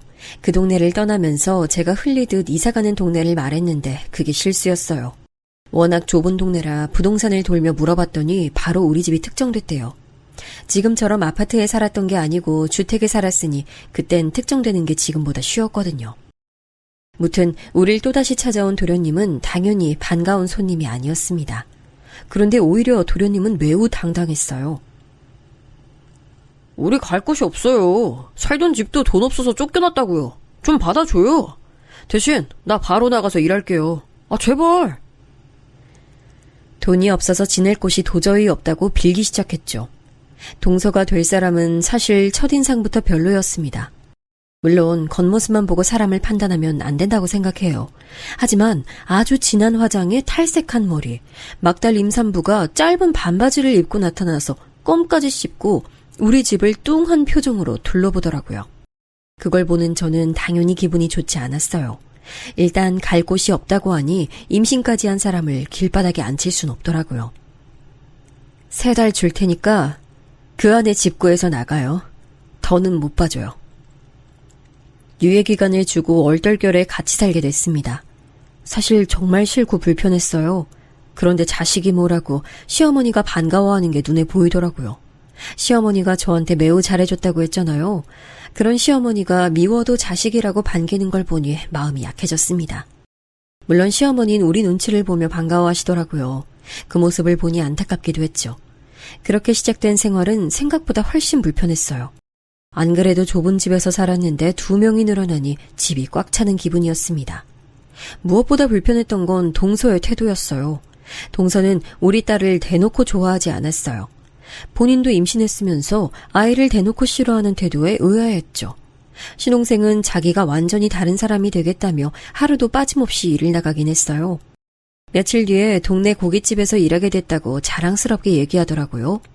남편과 몰래 가서 훔쳐봤더니 그래도 자기 아기 생겼다고 정신 차렸는지 일하는 게 맞긴 했습니다. 그렇게 기막힌 동거를 시작했는데 3달이 지나고 원래 나가기로 했잖아요. 그런데 그 사이에 동서가 출산하게 됐어요. 애초에 막달인 상태로 왔으니 당연했죠. 동서는 친정이 없다고 저희한테 말했어요. 그 말은 산후조리를 우리 집에서 한다는 말이었죠. 동서는 안 그래도 집안일을 안 했는데 이제 제가 그 동서의 조리까지 해주게 생긴 거였죠. 달갑지 않았습니다. 그래도 해줬어요.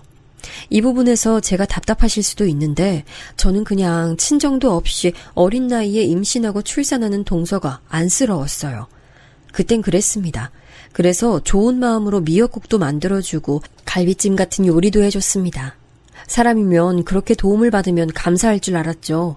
하지만 완전 제 착각이었습니다. 언니, 이거 봐요, 담배. 작은 새언니 옷에서 나왔어요. 아가씨가 전해준 말은 충격이었어요. 실제로 동서는 흡연자였습니다. 처음엔 서방님 담배라고 생각했어요. 그런데 시장에 다녀오다 골목길에서 담배를 피우는 동서를 보고 오해가 아니라는 걸 알게 됐습니다. 신생아랑 같이 살면서 담배를 피우다니 전 이해할 수가 없었어요. 이런 식으로 생활 습관에서 자꾸 부딪히게 됐죠.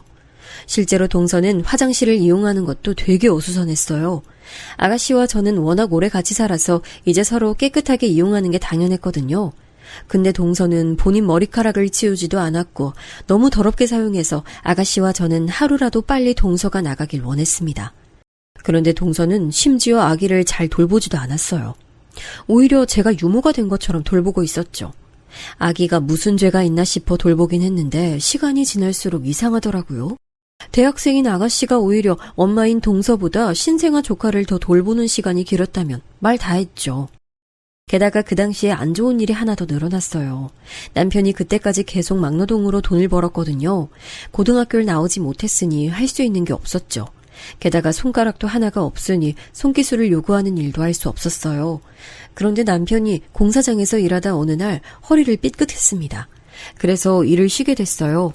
그러면서 집에 가져다주는 생활비도 당연하게 없게 됐는데 이러면서 동서와 서방님을 내칠 수 없게 됐죠. 고깃집에서 일하며 시동생이 가져다주는 돈이 있었거든요. 원래는 그 돈으로 방을 얻어나갈 예정이었는데 오히려 이제는 나가지 말라고 우리가 말하게 됐어요. 하루 벌어 하루 먹고 사는 처지라 모아둔 돈은 당연히 없었거든요. 그래서 계속해서 동서와 서방님과 그 좁은 집에서 살았습니다. 그러다 시간이 지나 남편이 점차 회복하게 됐어요. 저는 속으로 남편이 다시 힘든 일을 하는 걸 원하지 않았습니다. 몸이 너무 상하잖아요. 그런데 그때 죽으라는 법은 없는지 친정 아빠가 연락을 해오셨어요. 혹시 김서방 컴퓨터 배울 생각은 없나?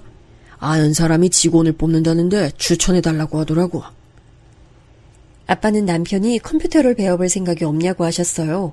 저는 순간 이거다 싶은 마음이 들더라고요. 그래서 남편에게 해볼래가 아니고 하라고 했습니다. 더 현장에서 몸상하게 일하는 걸 보고 싶지도 않았고 현실적으로 사무실에서 컴퓨터를 만지며 일하는 게 더 좋잖아요. 다행히 남편은 흔쾌히 그 제안을 수락했어요. 그러면서 불편한 손으로 열심히 공부하기 시작했죠. 사정 때문에 어쩔 수 없이 학교를 그만뒀던 거지 머리가 나쁜 게 아니었던 남편은 금세 실력이 늘었습니다. 저도 몰랐는데 심지어 컴퓨터에 재능이 있었나 봐요. 면접을 보고 온 남편은 중소기업에 입사하게 됐어요. 다소 늦은 나이였는데 친정아빠의 도움이 있기도 했고 워낙 열심히 사는 사람이라 사장님이 좋게 봐주셨더라고요. 그렇게 남편이 회사에 가서 일해서 돈을 벌어오니 서방님과 동서는 같이 살지 않아도 됐습니다. 불편한 동거를 계속하고 싶지 않아서 제가 총대 메고 말했죠. 원래 약속했던 기간은 훨씬 지났고 이제는 동서랑 서방님 새로 집 얻어서 사는 게 좋지 않을까요? 와, 형님 너무하시네요. 저희가 그동안 돈을 안 줬던 것도 아니고 남편이 생활비도 드렸잖아요. 단물만 쪽 빼먹는 거예요? 아니, 무슨 말을 그렇게 해요? 같이 사는 게 아이들이 크면 더 힘드니까 그런 거죠. 그리고 그렇게 말하면 내가 동서 산후조리 해준 거랑 아이 대신 돌봐준 것도 크잖아요. 참나. 됐어요. 알겠어요. 우린 그만 나가드릴게요. 생각보다 격한 반응에 놀라긴 했지만 어쨌든 나간다니 전 너무 좋았어요. 사실 저도 저였는데 아가씨가 누구보다 기뻐했죠. 아가씨는 유독 담배 냄새를 싫어했거든요. 저도 어느 정도 해방감이 들었습니다. 시조카가 아들이었는데 어찌나 육아하는 게 힘들었나 몰라요. 우리 딸이 유독 순한 편이라 더 비교되더라고요. 내 아들도 아닌데 뒤치다거리는 다 제가 했거든요. 심지어 동서는 시어머니 밥도 차려주지 않았습니다. 결국 제가 참다 부탁한 적이 있는데 그때 자기는 그런 거 못한다고 해서 한바탕 한 적도 있어요. 다들 바쁘니까 돌아가며 시어머니를 챙기면 되는데 동서는 절대 그러지 않았죠. 아무튼 서방님과 동서가 나간 후엔 평화가 찾아왔습니다. 아니, 그런 줄 알았어요. 그런데 제 착각이었습니다. 서방님이 독립하고 약 2달 뒤에 우리를 다시 찾아왔거든요. 이번 한 번만 마지막으로 도와줘요. 제발. 아니, 우리 지금 아들도 있잖아요. 한 번만 도와주면 다신 이런 도박 안 할게요. 나가라. 난 너 이제 안 보고 살 거야. 우린 이제 가족 아니야. 가족끼린 돕고 살아야 하는 거 아니에요? 너무해요. 동서, 너무한 건 서방님하고 동서가 너무한 거야. 미치겠다. 서방님이 글쎄 도박으로 빚을 만들어 왔어요. 기가 막혀서 말도 나오지 않았습니다. 서방님만 아니면 우리 가족은 전혀 문제될 요소가 없었어요. 이번만큼은 절대 도와주지 않으려고 했습니다. 심지어 동서는 적반하장이었어요. 가족인데 어떻게 이럴 수가 있냐고 당당한 태도에 할 말을 잃었죠. 이땐 그래서 진짜 도움의 손길을 건네지 않았습니다. 도박은 그리고 한 번 갚아주면 또 재발하는 사실을 알고 있었어요. 아예 안 하는 사람은 있어도 한 번만 하는 사람은 없잖아요. 그랬더니 동서와 서방님 반응이 어땠는지 아세요? 진짜 이러는 거 아니에요. 자식 보기 부끄럽지도 않으세요? 내가 고깃집에서 돈 벌어서 형님 몇 달간 생활비 줬던 은혜는 모르고, 아이, 너무하네. 너무한 사람들은 너희고, 당장 나가. 꼴도 보기 싫어. 형님도 진짜 어떻게 그래요? 전 그래도 같은 며느리끼리 통하는 게 있을 줄 알았어요. 같은 며느리? 어머님 밥 한 끼도 차려준 적 없으면서 그게 무슨 말이야? 서방님과 싸우는 것도 이제 지치더라고요. 그래서 이땐 도와주지 않았습니다. 그리고 서로 명절에도 얼굴을 보지 않았어요. 연락처도 알고 사는 곳도 알았지만 연락조차 하지 않고 지내게 됐죠. 간간히 시어머니와는 전화통화를 하는 것 같았는데 저는 하지 않았습니다. 시어머니와 서방님은 부모 자식이니 제가 건들 영역은 아니라고 느꼈어요. 어느새 시간이 흘러 아가씨는 대학을 졸업하고 취업하더니 결혼까지 하게 됐어요. 제 친동생이라고 생각했던 사람이라 결혼할 때 얼마나 눈물이 났나 몰라요. 아가씨가 결혼할 사람이라고 남편을 데리고 왔는데 괜히 엄마의 마음이 들더라고요. 아가씨가 결혼하면서 서방님 부부와도 자연스럽게 연락이 됐어요. 시어머니가 나서서 우리를 다시 연결해 주셨죠. 그동안 세월이 있으니 앙금은 없었는데 그렇다고 사이가 좋진 않았어요. 너무 어색했고 불편했습니다. 하지만 좋은 일로 다시 모인 거잖아요. 그리고 시어머니가 무엇보다 좋아하셨어요. 원래 인생이란 게 좋은 일만 있을 순 없잖아. 그래도 내 자식들 이렇게 다 결혼하니 너무 뿌듯하다. 하늘에 계신 너희 아버지도 좋아할 거야. 제가 서방님 부부를 미워하는 것과 별개로 시어머니는 서방님이 자식이니까 이해는 했어요. 그렇게 아가씨가 결혼하고 집을 나가니 동서가 나갈 때랑은 다르게 집이 매우 횡했습니다. 그러면서 시어머니 마음도 조금 이해하게 됐죠. 아가씨를 너무 어렸을 때 봐서 제가 마치 엄마 같았거든요. 무튼 그렇게 시간이 흘러갔어요. 남편은 다행히 처음 일하는 사무직이 적성에 잘 맞더라고요. 본인이 워낙 즐겁게 일하니 지켜보는 저도 좋았습니다. 야근하는 날이 많아도 본인이 활기차게 일하니까 제가 뭐라 할 수가 없었어요. 남편은 그렇게 일하면서도 쉬는 날에는 저와 딸에게 최선을 다했습니다. 그뿐만이 아니고 그 자리를 알려준 친정아빠에게 고마워했어요. 그래서 우리 부모님을 모시고 같이 여행도 다녔답니다. 남편이 회사에서 자리 잡기 시작하자 집안 분위기도 매우 좋아졌어요. 시어머니와 우리 부모님을 같이 모시고 제주도로 여행도 다녀왔죠.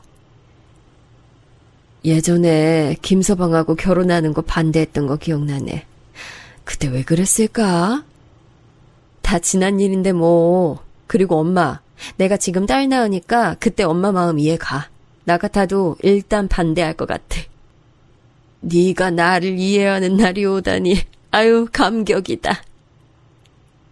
엄마랑은 웃으면서 예전 일도 꺼낼 정도였죠. 그만큼 평화로웠어요. 아가씨는 결혼하고 바로 아기를 가졌는데 저는 제가 임신한 것처럼 기뻤습니다. 동서 때는 얼떨결에 제가 산후조리를 해줬다면 아가씨는 제가 나서서 해줬어요. 사실 비밀인데요. 동서 아들은 힘들기만 하고 예쁘지 않았거든요. 근데 아가씨 아들은 너무 예뻤어요. 그래서 보기만 해도 즐거웠죠. 이렇게 평화로운 날이 지속되면서 서방님 부부와도 자연스럽게 명절에 보게 됐어요. 아가씨 결혼을 시작으로 교류하기 시작하며 명절에 얼굴을 보는 사이가 됐습니다. 물론 사람은 변하지 않는다고 서방님은 잊을만 하면 돈을 요구했어요. 그럴 때마다 진짜 돈이 없어서 없다고 거절하는 것도 참 입이 아프더라고요. 형수님, 형 몰래 숨겨놓은 돈 없을까요? 제가 진짜 딱 다음 달에 갚을게요. 진짜 없어요. 없다고 몇 번을 말해요. 그리고 어머님도 돈 진짜 숨겨놓으신 거 없으니까 그만 물어보세요. 에이, 있는 거 다 알아요. 그냥 몰래 한 번만 빌려주세요. 대신 형한텐 비밀로 하고요. 없다고요, 서방님. 없어요. 저번에 옷장 뒤진 것도 알고 있어요. 진짜 남편이 버는 돈 생활비로 다 쓰면 남는 것도 없어요. 우리가 은행이에요? 알겠어요. 아내가 요즘 형수님 입고 다니는 옷을 부러워하더라고요. 저희 몰래 로또 당첨된 거 아니죠? 얼굴만 보면 돈 얘기를 하는 서방님과 동서를 보니 저도 명절 당일에만 보는 게 편했습니다. 그래도 나름 시간이 지나며 거절하는 방법도 늘었어요. 이렇게 시간이 지나고 지나 어느덧 남편은 입사 20년 차가 됐습니다. 시간이 매우 빠르다고 느꼈어요. 저조차도 남편이 그 회사에서 이렇게 오래 일할 줄 몰랐거든요. 소개한 친정아빠도 그렇게 느꼈대요. 원래 남편이 성실한 건 알고 있었는데 이 정도일 줄은 몰랐습니다. 남편은 어느 순간 가져오는 돈도 많아졌어요. 저도 회사 생활을 해본 것은 아니라 자세히 몰랐는데 승진하며 월급이 늘어났죠. 또 상여금이니 뭐니 가져오는 돈도 많았습니다. 그러다 남편이 어느 날 본인이 부장 자리로 승진하게 됐다는 말을 하더라고요. 저도 잘은 모르는데 부장이면 회사에서 꽤 좋은 자리라고 알고 있어요. 그래서 기쁜 마음으로 우리끼리 축하 파티를 하자고 했습니다. 에이, 무슨 파티야. 민망하게. 에이, 괜찮아. 신경 써줘서 고마워. 그냥 우리끼리 즐기는 거지. 너무 축하해. 그동안 회사에서 일하느라 수고 많았어. 같이 맛있는 거 먹고 우리끼리 먹고 기념하자. 마침 어머님 생일도 가까우니까 가족들끼리 소소하게 챙기자. 실제로 어머님 생일이 다가오고 있었거든요. 고등학생 때 자퇴하고 쉰 적 없이 달려온 남편인 걸 누구보다 잘 아니까 축하하고 싶었어요. 그래서 아가씨와 동서에게 연락했어요. 주말 저녁에 고급 한정식 집을 예약했습니다. 제가 남편 몰래 조금씩 모은 돈이 있었거든요. 아주 조금씩인데 모으니까 그래도 결제할 돈은 나왔어요. 그 돈으로 제가 남편의 승진을 축하하려고 했죠. 다 같이 모이니까 확실히 예전보다 사람이 많았습니다. 아가씨까지 결혼했으니 어른 수만 해도 7명이었어요. 아가씨가 그리고 쌍둥이를 낳았거든요. 그래서 아이들까지 북적거렸어요. 근데 하나도 성가시지 않더라고요. 오히려 복잡해서 그런 분위기가 좋았습니다. 무엇보다 시어머니가 너무 기뻐 보였어요. 자식들과 손주들이 함께하니 당연히 즐거우셨겠죠. 와, 형 축하해. 이제 부장님 된 거면 돈도 많이 벌겠다. 그래도 네가 도박하면 갚아줄 돈은 없으니까 꿈깨. 아이, 형. 나 이제 도박 아예 안 한다니까. 아이, 섭섭하게 왜 이래? 평생 손도 대지 마. 진짜 내가 너 때문에 고생한 거 생각하면 자다가도 벌떡 깬다, 자식아. 남편과 서방님은 술을 마시며 자기들 나름대로 대화를 하고 있었어요. 그 모습을 보니 웃기기도 하고 뿌듯하기도 하고 복잡한 마음이 들었습니다. 그리고 먹다가 저는 화장실을 가려고 잠깐 방에서 나왔어요. 몰래 준비한 생진 기념 케이크를 들고 방으로 들어갔죠. 남편은 눈을 동그랗게 뜨더니 급기야 눈물을 흘리기 시작했습니다. 그런 반응까지 기대한 건 아니어서 저도 당황했어요. 그래도 좋아하는 걸 보니 기뻤습니다. 그렇게 화기애애한 분위기 속에서 아이들 챙기랴 시어머니 챙기랴 바빴어요. 그런데 동서가 유독 표정이 좋지 않더라고요. 기쁜 자리에서 혼자 저러고 있으니 좋게 보이지 않았죠.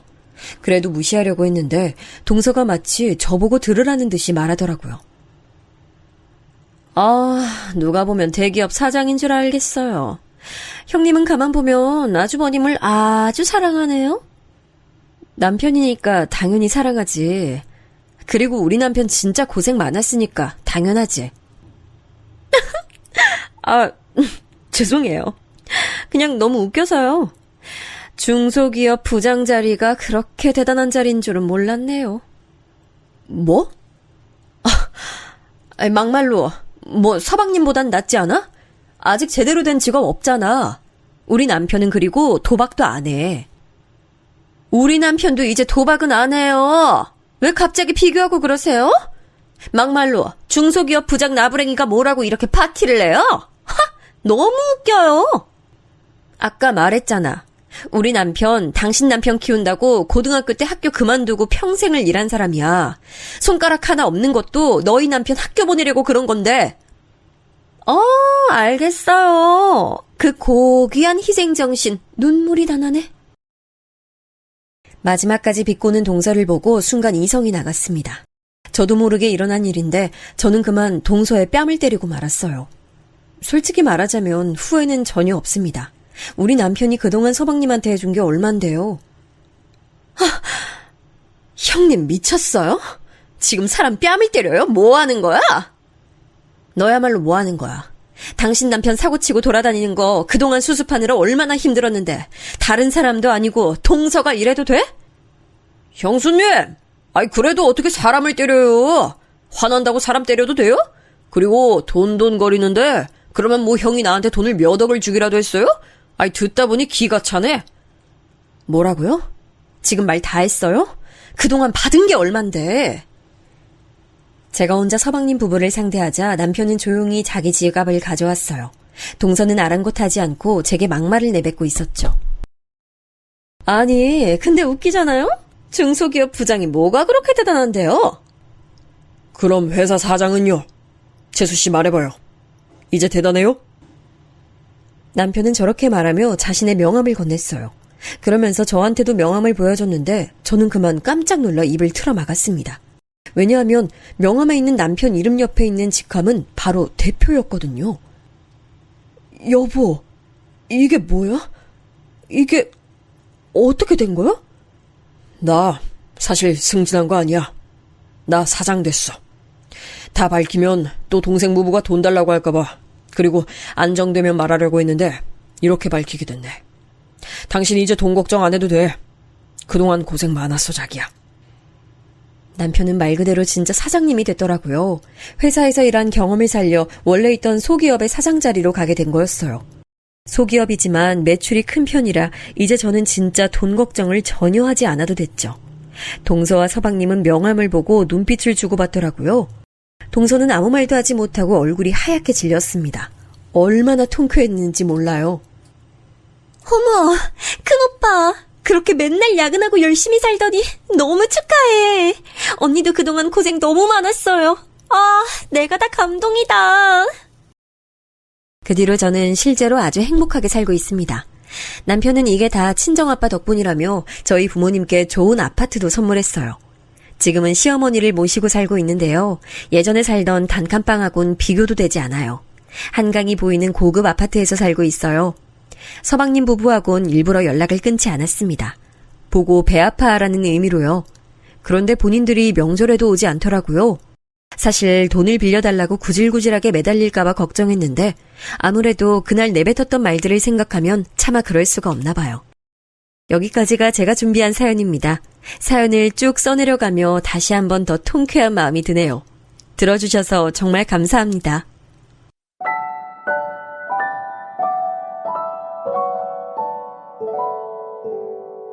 음.